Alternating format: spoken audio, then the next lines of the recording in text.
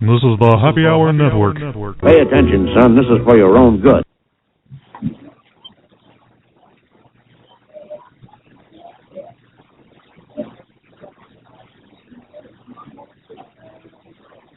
Today's sponsor is Audible.com, who has more than 180,000 audiobooks and spoken word audio products.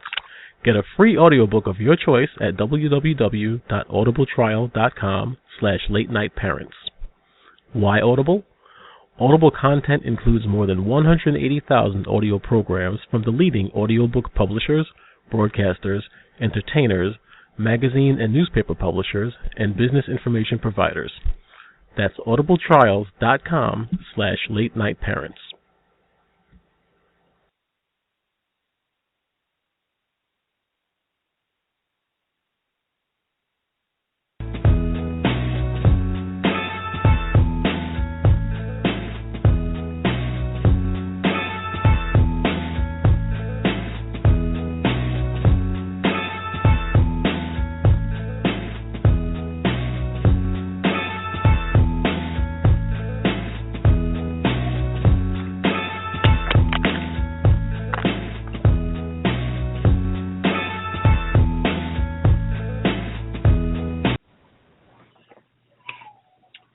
And I think we're back after being off from last week.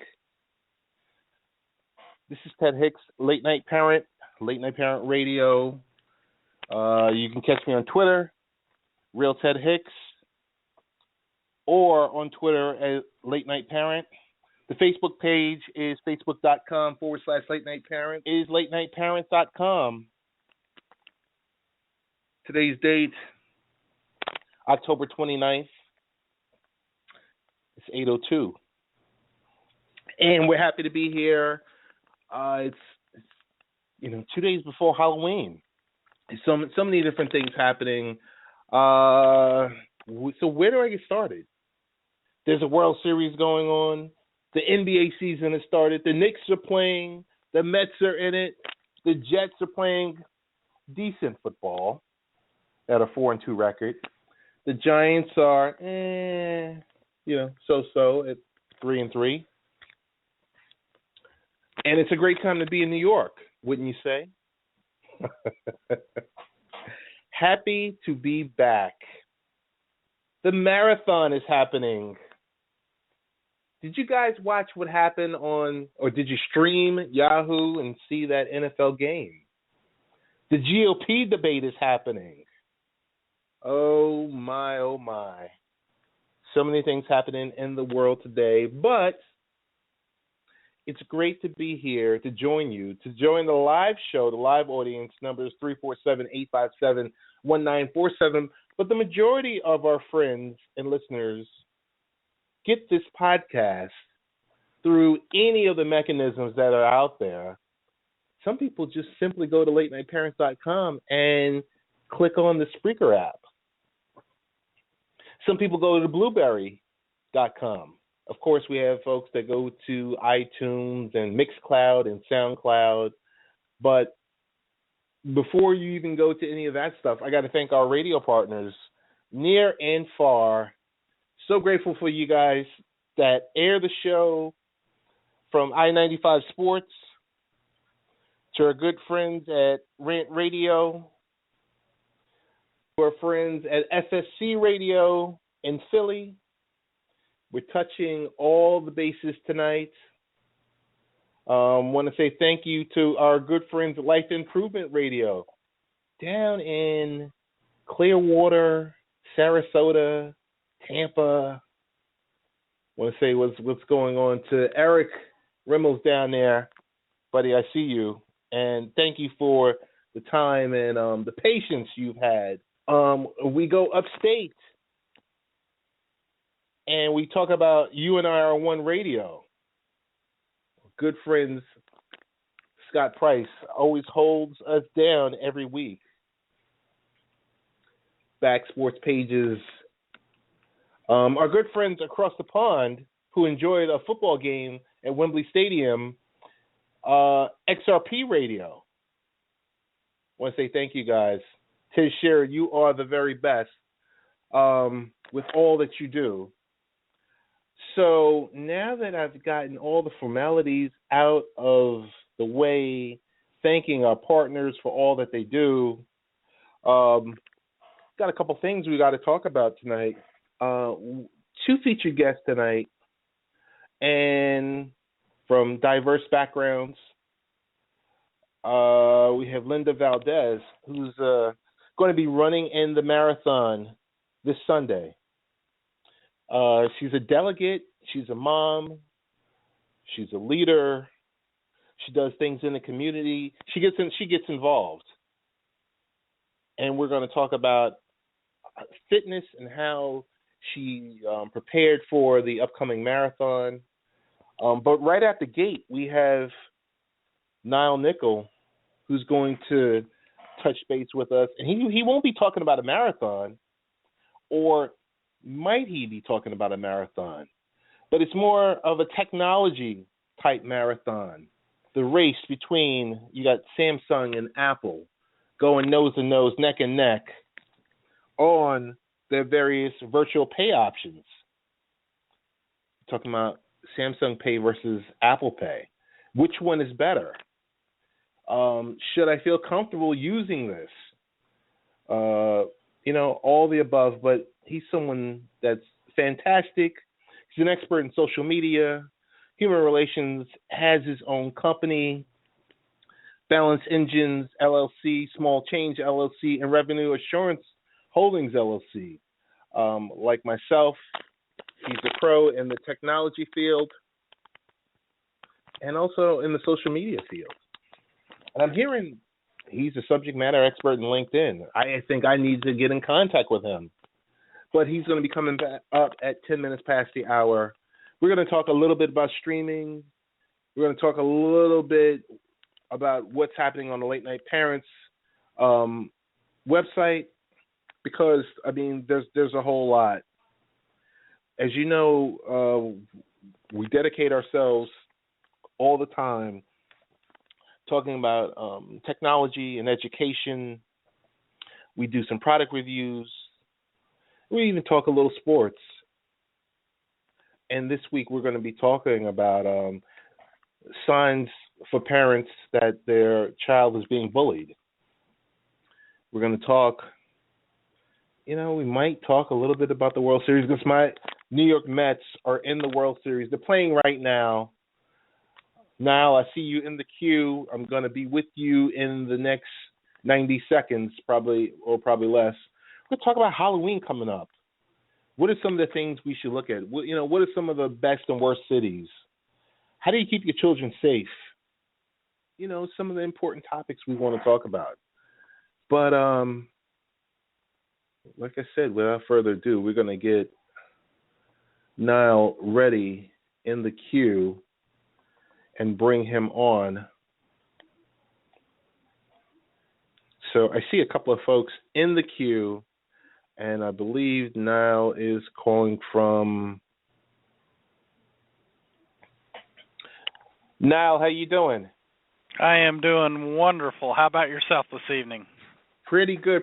Thanks so much for taking time out. I know we had to sync up our schedules, but I want to thank you for making yourself available during the evening. You could be doing anything else, but you're actually here remotely on the phone joining Late Night Parents. So we definitely appreciate you for taking this time out. Well, I know where all the great people are hanging out, so I wanted to be with you. Wonderful. We'll get into it really quick, Niall, because I know your time is money, and we're kind of talking about money tonight. We're talking about Samsung Pay versus Apple Pay. You have so many people. We're both in the technology field, or we have that expertise.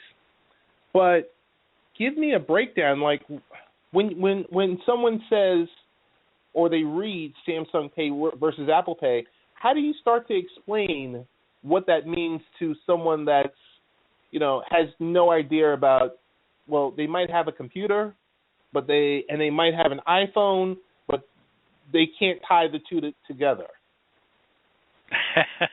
Well, I have to say that whether you're using Apple Pay or Samsung Pay, or maybe even Android Pay, the bottom line is they make it very, very easy for you to make this stuff work.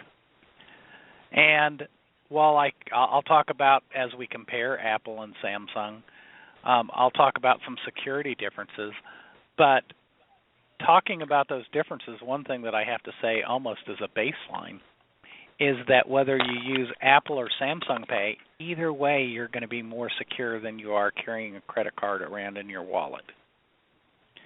Really? Yeah, well, I mean, think about it. You lose your wallet, and, man, those credit cards are fair game.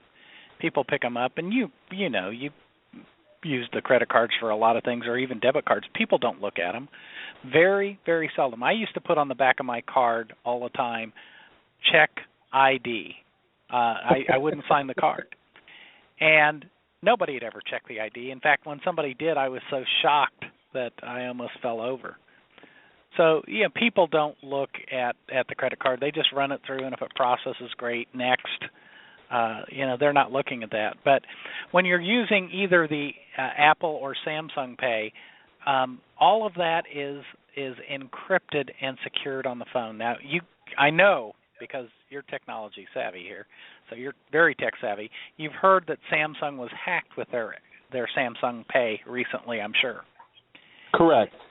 And that hack happened to be, and this is how big this stuff is getting, they weren't trying to break into, nor did they get to any of the secured credit card or customer information records at all. What they were trying to do was they were trying to get to the technology that allowed Samsung to be able to do what they're doing, which is allowing Samsung to be used in more stores than Apple, which is shocking to everybody at the moment. But that's what they were after, interestingly enough. So their security worked and locked down all the good stuff, and the hackers were after their technology, not the credit card numbers. Oh my goodness! It does tell you how big it's getting, doesn't it? It really, really does. I mean, I'm gonna share something with you, and it's a little bit off base, but I want you to just hang with me for a second. Sure. So I'm a New Yorker. I spent the previous week in San Francisco, and I was making just minor purchases.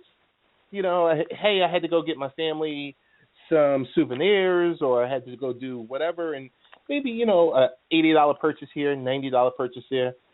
I mean, it's so much that on my phone itself, I got a text message. Are you making these purchases? An automated prompt. Click yes, reply yes, or reply no, because the next purchase I would have made, it would have declined. So it's very sophisticated, because there's all different types of bad guys that are out there now, and I don't need to tell you that. So the novice person hears Apple, Android, or Samsung Pay, and they're like, okay, this is another layer of me doing what? And the commercials look kind of cool when you can, take your device and tap it and keep moving. I want you to real briefly tell us, give us the positives to a virtual pay and or negatives. Well, the positives are that your credit card number is never exposed. Now, I'm going to contradict myself when I talk about Samsung Pay in a minute. But with Apple Pay, your credit card is never exposed. They generate a brand new unique number every payment. So if somebody's sophisticated enough, like they were with the Target hack that everybody's heard about, and a few others, not just Target, but that they got into the point-of-sale system, the physical system where you're checking out of, and they could get the numbers, they could only get the number for that transaction. So they couldn't do anything else with it. Sort of a neat thing. But, again, our wallets are real easy to lose. And our credit cards, even if we don't lose our wallet, are really easy to duplicate. As a matter of fact, I don't know how many of your listeners have heard where a waiter in a restaurant, for example, or a waitress takes your credit card and they go to process it, and they swipe it in a swiper that they have on their person. And that allows them to get all the information to be able to duplicate your credit card number. So they virtually have your credit card. They might not have all of the data that goes with it, but hey, they are going to be able to process your credit card in a number of places. When we're looking at losing our phone, well, not only are they going to have to know your phone, they're probably going to have to know the app password. I shouldn't say probably, they are. Or they're going to have to be able to do some sort of authentication. Apple uses the biometrics, the thumbprint. Samsung's using passwords. Android Pay is using passwords. But they're asking for some other level of information to be able to process it, even in the event you lose your phone. So you lose your phone and your credit cards are on your phone in one of these pay systems, they're not exposed, as opposed to what you're getting in your wallet. You talk about the negatives. Well, it's tied to your smartphone, and we know that that's battery dependent. So now you have to have your battery charged to be able to check out. If your battery goes dead, guess what?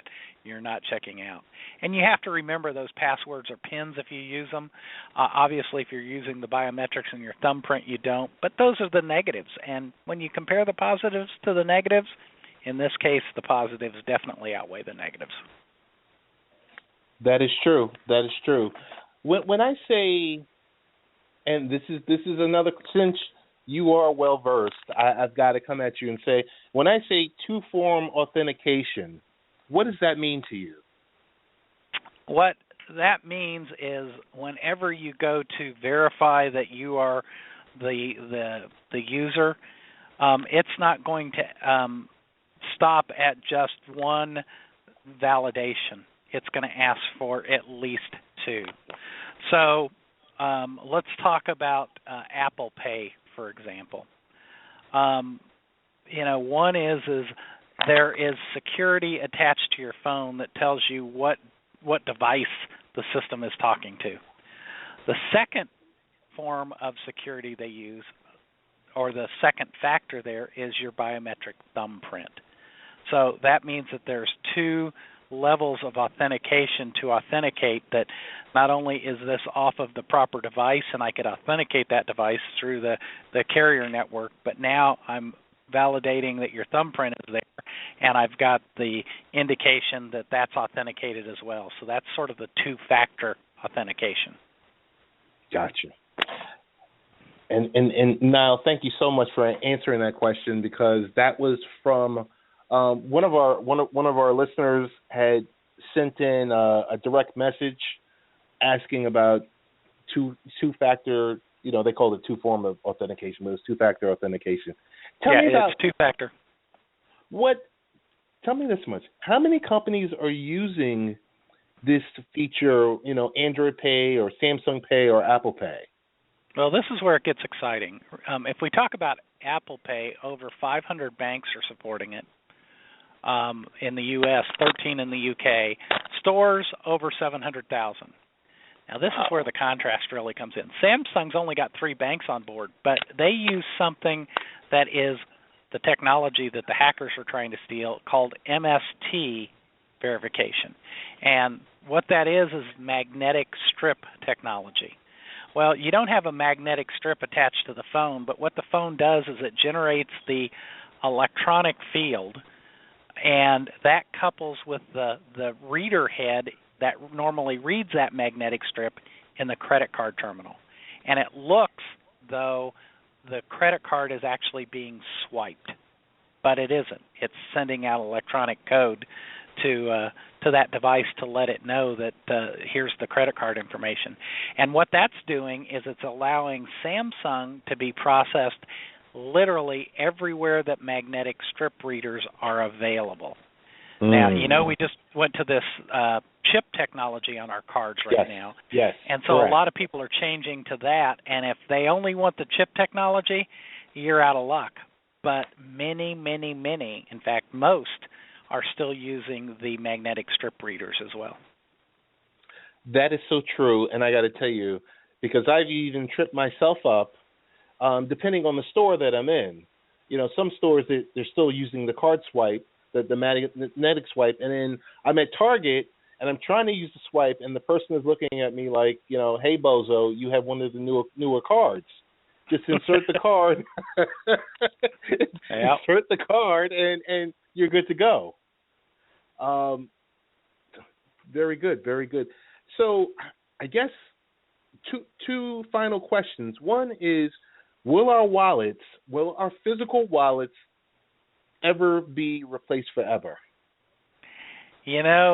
We're heading that direction very rapidly. And as far as the Big Brother stuff goes, that bothers me. I don't know if you've experienced this yet, but a lot of banks are not wanting to deal with cash anymore. And you start to see that move to electronic or cyber transactions. DMV is wanting to issue things here. You go to the airlines, what do? You check in with the e-ticket on your phone. Movie tickets now are going that way. Loyalty cards. Even banks are doing deposits by phone now. So we're really moving to this mobile technology now. How long is it going to be before our wallets go away? Well, I think we've probably got a ways to go, but the thing that surprised me is how fast we're going that direction. And it could conceivably be in the next 10 to 15 years, there's not going to be anything to carry in your wallet. You're not going to carry the pictures anymore. You're not going to carry cash. You're not going to carry credit cards, probably not your driver's license, because it's not secure enough. So it's going to be interesting to see where that goes, but it's surprising how fast we're going there. Now I'll jump in here and say I checked in my JetBlue flight before I even left home. I checked in. I had my boarding pass on my phone, and you're totally correct. You're totally correct. We've been doing it for the last 3 to 4 years, where you can deposit a check without physically going to a bank. So the technology, I think, are we at the point we just have to catch up to the technology? Well, we're getting to the point, whether we want to catch up or not, it's being thrust upon us. Obviously, the people that we do business with, it's cheaper for them to go pages where they're trying to go. They don't want to issue tickets. And the same thing's happening with things like library cards, driver's licenses, and all of that. We're heading that direction quickly. Like I said, it's a bit scary, but at some point in time, it's all going to be mobile technology, and if you don't have it, they're not going to have a way to check you in, or it will take you substantially longer. And that check-in's not just at the airports, but it's whether you're doing banking or paying your bills, or somebody's checking your driver's license for a reason, or whatever it may be. We're certainly going that direction. No, you're correct. And I can remember for many, many years, maybe as much as 10 years, with Easy Pass or the Sun Pass. And you have 10 different islands that you can go through for the mobile way to do it, and then they'll have maybe 1 or 2 for the cash. So it's been there. So I guess my last question would be Samsung Pay or Apple Pay. If it was up to you, which technology? It seems hands down the Apple Pay is more accessible and has been accepted, but for the end user, which one is easier? Well, the ease of use is about the same for both of them. And right now, Samsung is you're able to use your Samsung Pay almost everywhere. Your Apple Pay, hey, it's only about 700,000 to 800,000 locations only. So, the bottom line is I like the security in the Apple Pay much better. However, Samsung Pay has a wider base today, and I say today because those chip cards are becoming more popular, and there's many locations that don't want the magnetic strip cards anymore, because it turns out that if they've got the chip and your card is chip-based, but they're reading the magnetic strip, the merchant takes total responsibility or liability, better yet, for the transaction. So a lot of merchants may probably within the next 6 months to a year no longer take the magnetic strip. If you don't have the chip card, they're not going to want your credit card. Excellent. Hey, now, I know you're about to get on out of here, but I want you to share some information about your companies and the things that you professionally do. And also, after you do that, tell us the best way to get in contact with you via social media. Well, I, as part of my day job, if you will, I'm a data analyst, which means I look at a lot of data and try to figure out what the connection points are and things like that. But I'm well-versed in social media. I'm all over social media. I recommend people that want to touch base with me go to LinkedInFocus.com. It's a great place where I help people leverage the power of LinkedIn for their personal or professional advancement. But likewise, if they want to reach out on social media, they could get me at N as in Nile, L as in Larry, Nickel, just like the coin, Nickel, on Twitter, so at NL Nickel. They could find me all over the place. As a matter of fact, I bet if they get at Nile Nickel on Twitter, they're going to find me too. Now we want to give you a round of applause.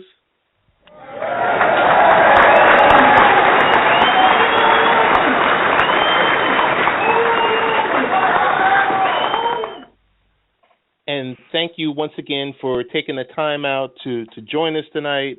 I want to thank the PR team that worked with us that allowed us to connect, the good folks at Ascot.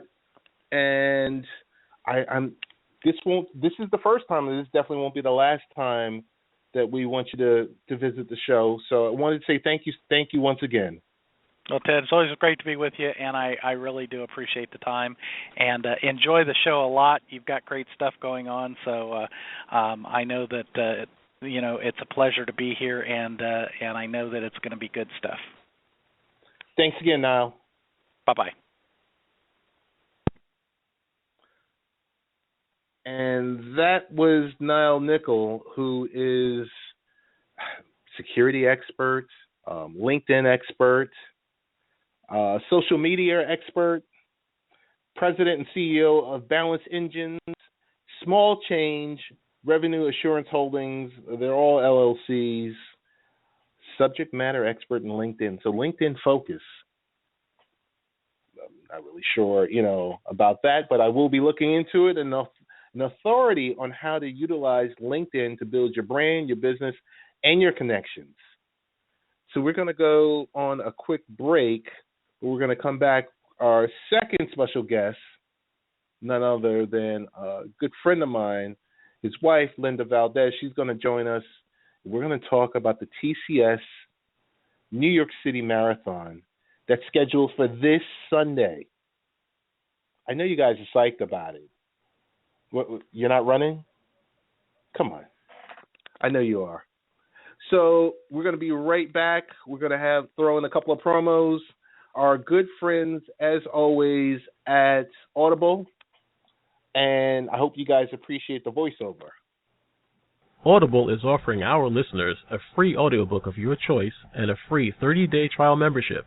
Just go to audibletrial.com/late-night-parents and choose from over 180,000 audio programs. Download a title free and start listening. It's that easy. Go to audibletrial.com/late-night-parents. That's audibletrial.com/late-night-parents and get started today. Why Audible? Audible content includes more than 180,000 audio programs from the leading audiobook publishers, broadcasters, entertainers, magazine and newspaper publishers, and business information providers. That's audibletrials.com/late-night-parents. Want to thank our good friends at Audible. As always, our friends at Icy Hot. Want to thank you guys for reaching out to us. We're going to be doing some work with you upcoming. There's so many different folks that are friends at Rockport. Want to say thank you for also reaching out. I mentioned this a few weeks ago, but we were invited to the Bridge of Spies. I didn't attend but other folks that are part of the late night parent family did attend. So before we bring on our second guest, I want to just go into really quickly 2015's best and worst cities for Halloween. And thanks again to our friends at Wallet Hub for letting us know, with total Halloween spending expecting to reach $6.9 billion this year, and more than 68 million Americans buy costumes for the holiday. The personal finance website Wallet Hub took a look at the 2015 best and worst cities for Halloween. So to help Americans prepare for the spookiest time of the year, Wallet Hub crunched some numbers to find the best and worst cities to celebrate the holiday. They compared 100 of the largest U.S. cities across 16 key metrics, ranging from a number of candy stores per capita to the average cost of the Halloween party ticket to the best and worst weather forecast for Halloween. And here are some key stats. The percentage of the population aged 14 or younger in Laredo, Texas, is 3 times higher than in San Francisco. The average price of a Halloween party ticket in Las Vegas is 5 times higher than in Anchorage, Alaska. Orlando, Florida has 23 times as many bars per capita. Detroit's crime rate is 40 times higher than Irvine, California. And lastly, Pittsburgh, Pennsylvania has 35 times as many candy stores per capita as Winston-Salem. The worst 5 cities for Halloween: St. Petersburg, Florida; Memphis, Tennessee; Detroit, Michigan; Winston-Salem; Oakland, California; and Baton Rouge, Louisiana. And what are the top 5? The top 5 are Laredo, Texas; Gilbert, Arizona; Newark, New Jersey; Jersey City, New Jersey; and of course, New York, New York. So we wanted to give a quick holler. Just make sure, if you are this weekend taking your children out, you take them somewhere safe on the block or in specific planned events or planned Halloween parties. Those are the very best. To some of the kids this weekend for Catholic high schools or taking Catholic high school entrance exams, we want to wish you guys the very best. And the last quick note I wanted to mention was signs for parents that their child is being bullied. What are some of the signs? Some of the signs are, most bullying starts in school settings, and it's best to speak to a teacher or to a coach for help. It also allows for the school official to monitor the situation and see if the problem is an isolated incident or an ongoing incident. Parents, you need to get a clear description of what's happening. By having a child speak about their problem, it often helps them therapeutically. It also provides the parent with the details needed to properly handle the situation. If bullying does not stop, go to the bully's parents. Bullying sets the stage for lifelong feelings of inadequacy and can lead to unhealthy behavior by adolescents. Those are just some tips that are available on the Late Night Parents website. Talking about bullying, it's something serious. It's no longer, person to person. We've got the 4 quadrants are the emotional, verbal, physical, and now the cyberbullying, which is taken over. Last year, I did a seminar for the local library on bullying and cyberbullying and everything else about that. And really asking the youth if they knew they were bullying someone online. And 3/4 of them didn't even know. And I said, here's a brief example I gave before in the past was, have you made any type of a negative comment on someone's picture? Did you say someone was fat or ugly or all the above? Any type of negative comments. And most of the kids raised their hands had no idea what they were saying or what they were doing. What was even more interesting is nowadays the parents are giving the children access to the internet, because anytime you hand that student or that son or daughter a cell phone or a mobile device, some type of device, they have untethered access to the internet and to everything that's out there. So let's do our best. It's Breast Cancer Awareness Month, but without further ado, we're going to bring on Linda Valdez, and I see one number that I recognize, so I'm going to bring that number on. And good evening. Is this Linda Valdez? Yes, it is. How are you doing, Linda? I'm okay. How are you, Ted? Pretty good. I want to thank you for joining tonight. I know you have a lot on your plate. I know you're preparing for this weekend, and not just the actual race and getting yourself prepared, but you're also a delegate. So I want to welcome you to the show, and I want to turn the mic. I'm going to decrease, and I'm going to allow you to increase, and tell us about yourself, because, I mean, the great things I know about you, if you would share with our listeners on your preparation for this upcoming marathon. Well, first of all, I'd like to say thank you very much for having me on this evening.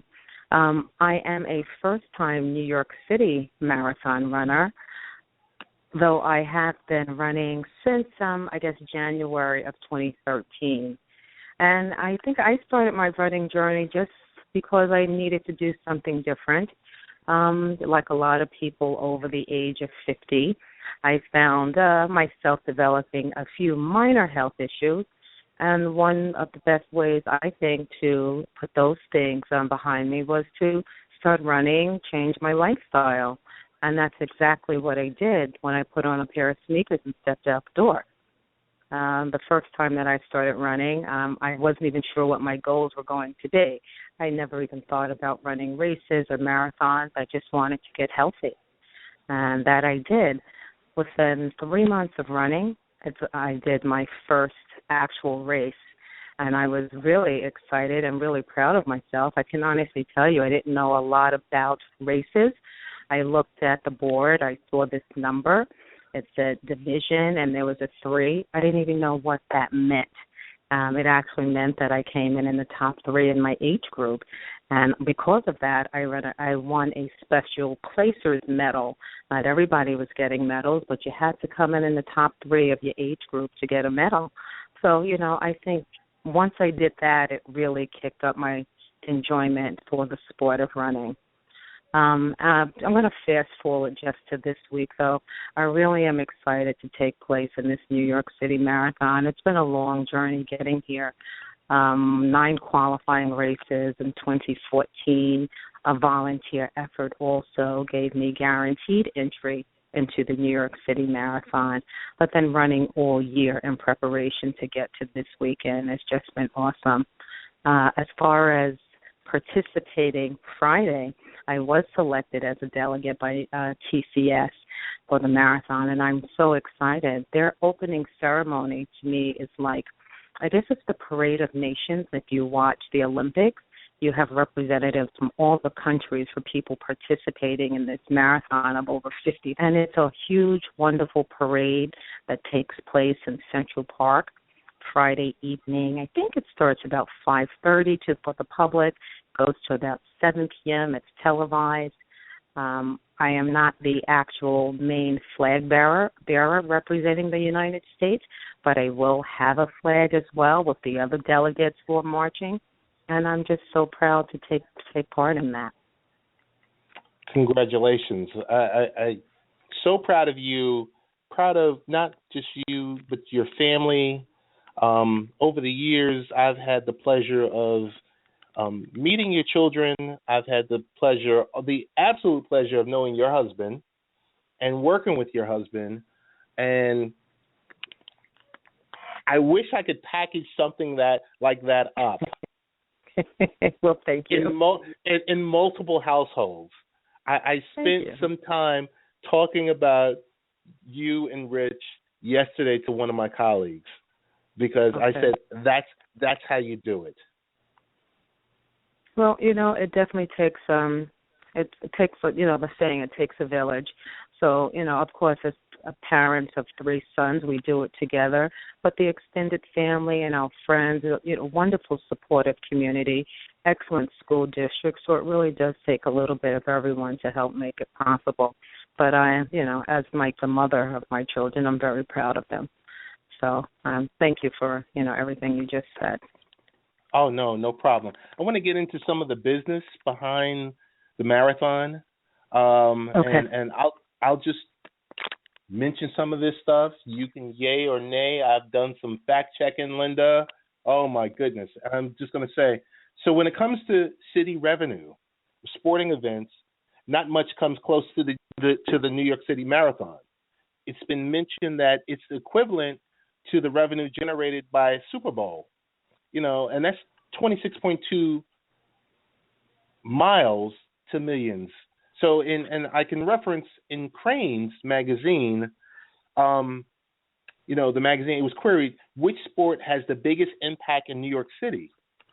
I'm going to say, so you have the New York Yankees or Mets in the playoffs, which generates about $90 million. The Jets or Giants in a season, which generate $160 million. And I was surprised to find out the New York City Marathon generates close to $340 million. And wow. Yes. It's really, really, really as much as $30.8 million is provided to charities. And there's certain things about this because when you see a marathon or you see a special event, you see all the related services and you're like, boy, this is costing a lot. But when you understand the revenue and the factors behind it, it really is worth it. And I know historically the marathon itself would usually broadcast in a 2-hour tape delay.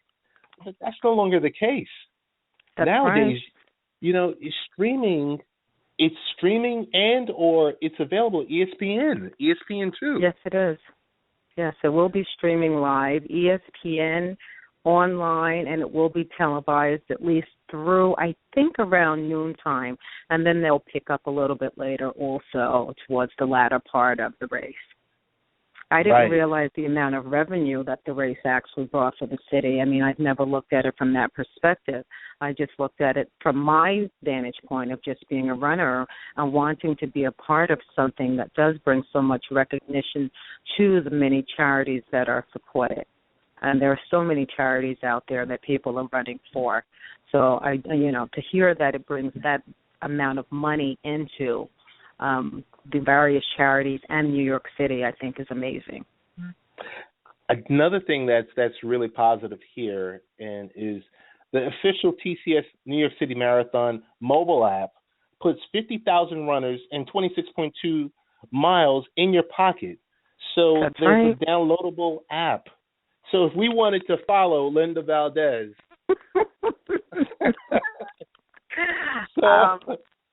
yes, you could follow Linda Valdez if you wanted to.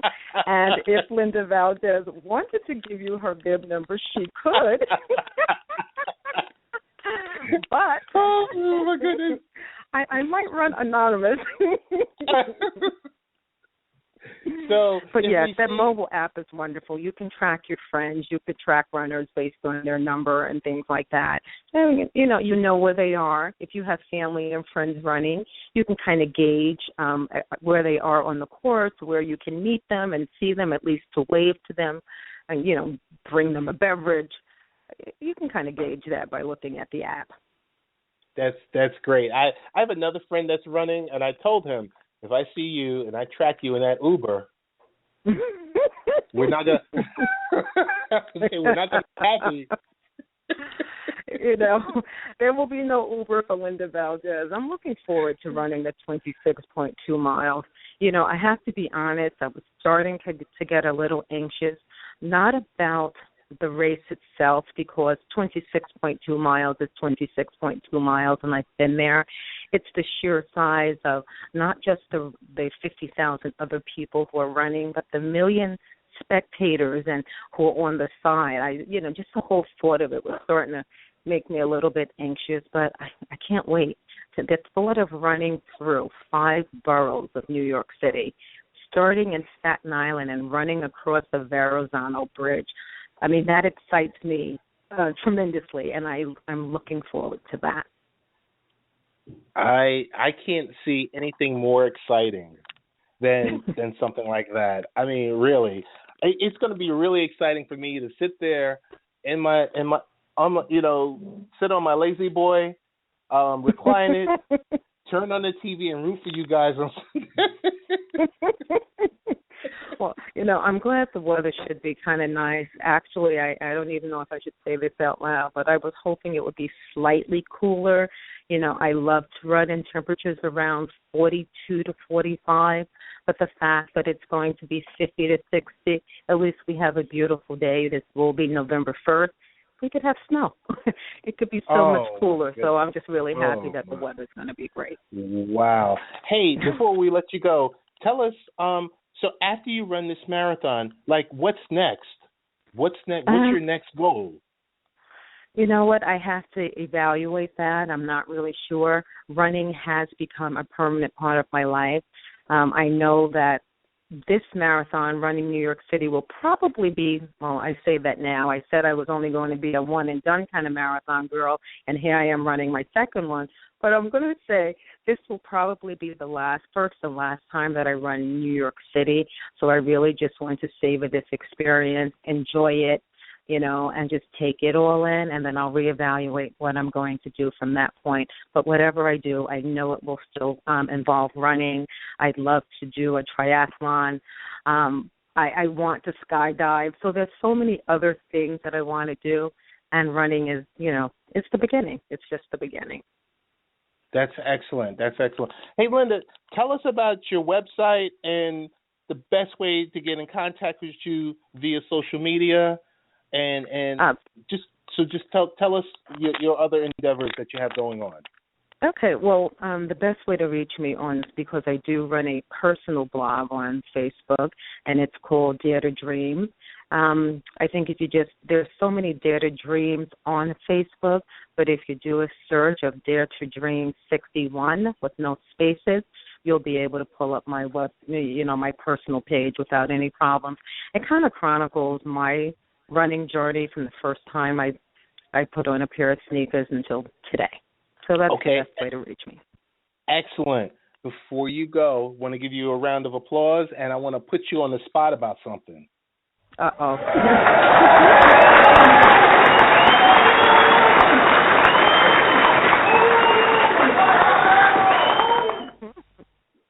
Now, I should play the applause after I put you on the spot about something.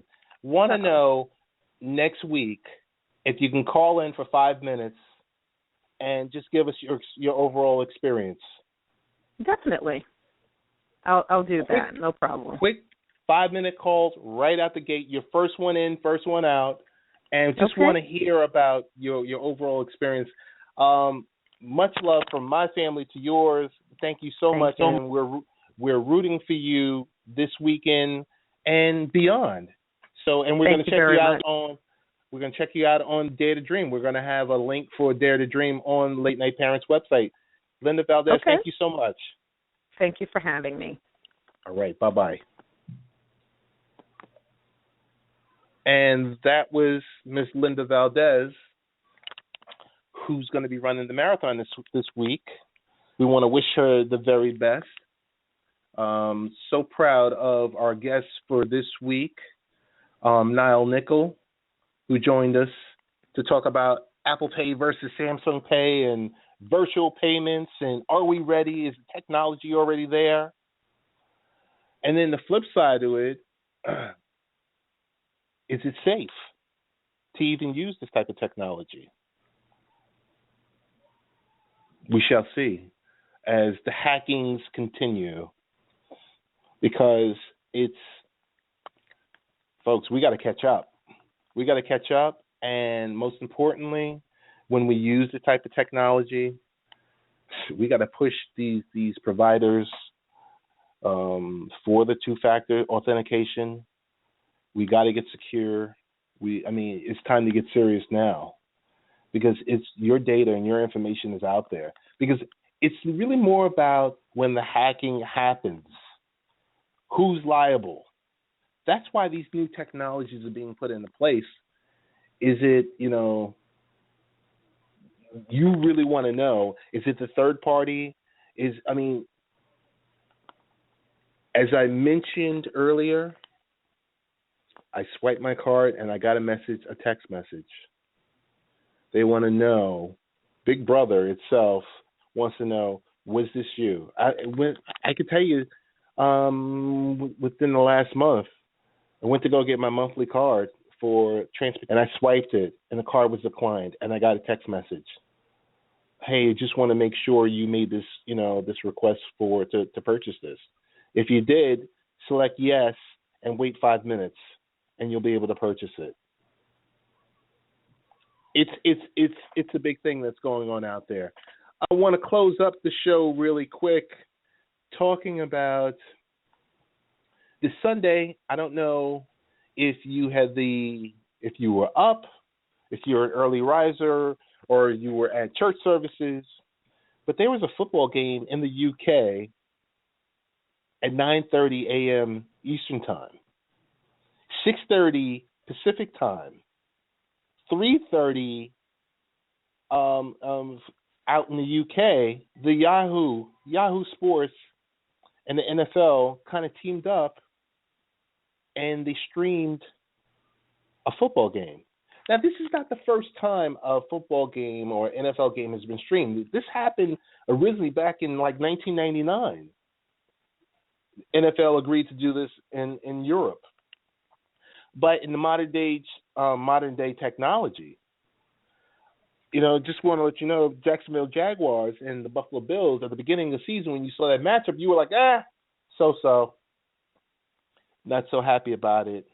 And when it was sold to Yahoo and only available through CBS in Buffalo and in Jacksonville, Florida, but the reach of Yahoo Inc.'s first global live stream of a National Football League game on Sunday is likely to result in a league striking future deals with online distributors, media buyers, said on Monday. About 15.2 million viewers worldwide watched at least a part of the Jaguars' victory over the Bills in London on Sunday. And an average of 2.36 million viewers were watching at any given time. So that's 2.36 concurrent users, according to preliminary data released by Yahoo and NFL. So about 1/3 of the viewership came from outside the U.S., they said. So national broadcasts of Thursday night games on CBS and NBC Sunday night games average more than 20 million U.S. viewers per minute, according to Nielsen TV data. The Yahoo data is compiled from using different methods than Nielsen. So the game from London broadcast during early morning hours in the United States and typically attracts smaller audiences than the regular NFL games. It was 9:30 in the morning. The fact of the matter is that you can get 15.2 million people streaming overall a game at 9:30 in the morning. That's something huge. So in some cases, the stream of the game in London automatically started playing on Yahoo websites. Those streams counted if they played for more than 3 seconds. About 2/3 of the viewership was in the United States, where the game began 9:30 a.m., as mentioned. Yahoo guaranteed advertisers 3.5 million viewers in the United States, though it was unclear that the guarantee specified a minimum viewership for the game.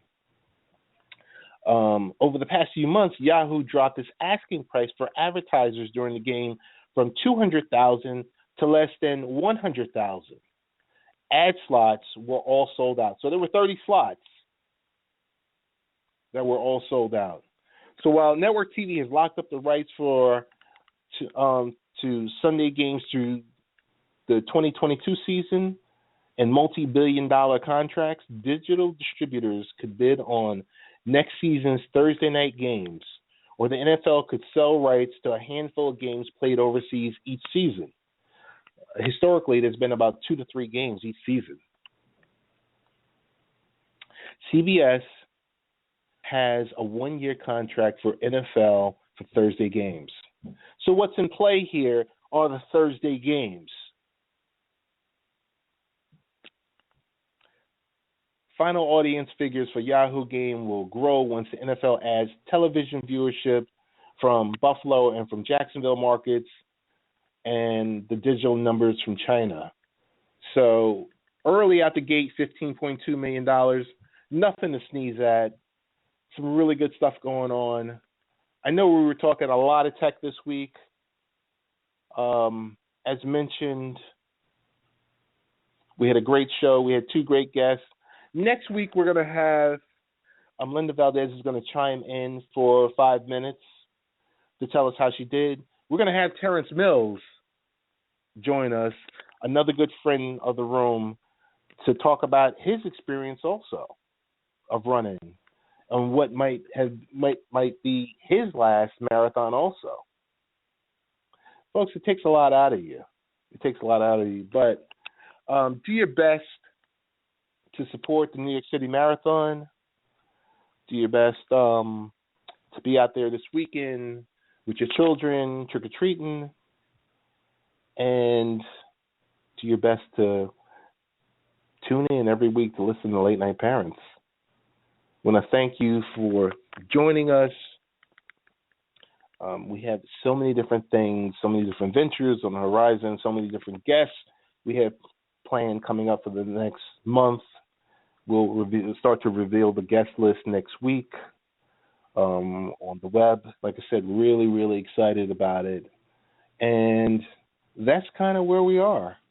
So we want to thank you once again for listening, for supporting us with everything that you do. And we're going to leave it there. So with that, we are out. Peace.